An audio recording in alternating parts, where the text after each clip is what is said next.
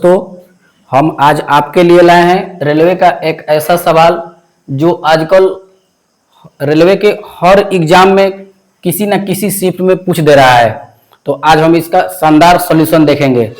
देखिए क्वेश्चन क्या कह रहा है कि एक दुकानदार ने थोक विक्रेता से 35% और 5% की दो क्रमिक छूटें प्राप्त करने के बाद 1600 अंकित मूल्य वाली एक वस्तु खरीदी। दुकानदार ने फिर अंकित मूल्य में इस प्रकार बदलाव किया कि 5% की छूट देने के बाद उसे 25% का लाभ हो सके। उसने वस्तु का अंकित मूल्य कितना रखा? ठीक है, देखिए ये question RRB NTPC 12th level 2025 में है। देखिए हम इसको बनाते हैं। दुकानदार 1600 के अंकित मूल्य पर 35% और 5% के दो छूट के बाद खरीदता है। तो यहां से हम सीपी निकाल लेंगे, कॉस्ट प्राइस।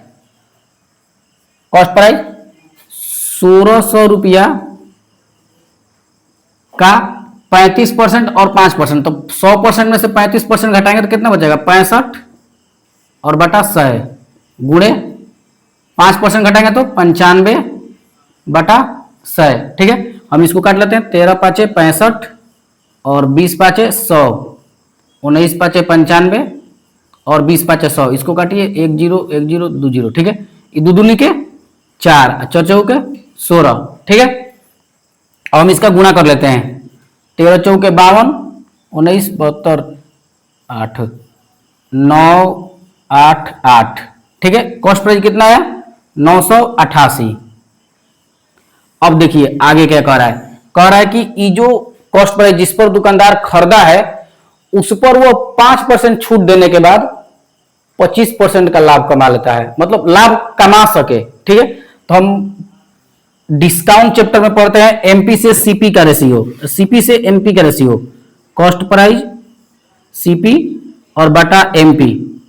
इसमें क्या करते हैं हम, जितना छूट देते हैं उसको सीपी में, तो 100 में से 5 घटाएंगे 95, और जितना लाभ कमाना चाहते हैं जैसे 25, तो 100 में 25 जोड़ेंगे 125। 19 पाँचे 95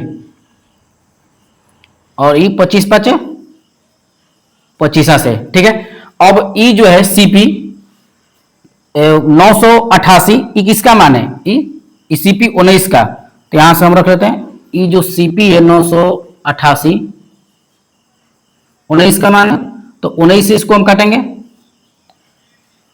19 पाँचे 95 5 बार में, 19 दूनी 38 52 बार में, मतलब ये कॉस्ट प्राइस जो है ये 52 गुना है, तो इसका मार्क प्राइस भी 52 गुना होगा। कर लेते हैं गुणा। 25 दूनी 50 के 0, 25 पाँचे 25 से 125 और 5 130, 1300। ऑप्शन देख लेते हैं 1300। ठीक है, तो ये था रेलवे में पूछा जाने वाला सवाल। अगर आप चाहते हैं कि ऐसे ही शानदार सॉल्यूशन के साथ नया नया क्वेश्चन लाया जाए तो आप चैनल को सब्सक्राइब कर लीजिए और सपोर्ट कीजिए। ठीक है, थैंक यू।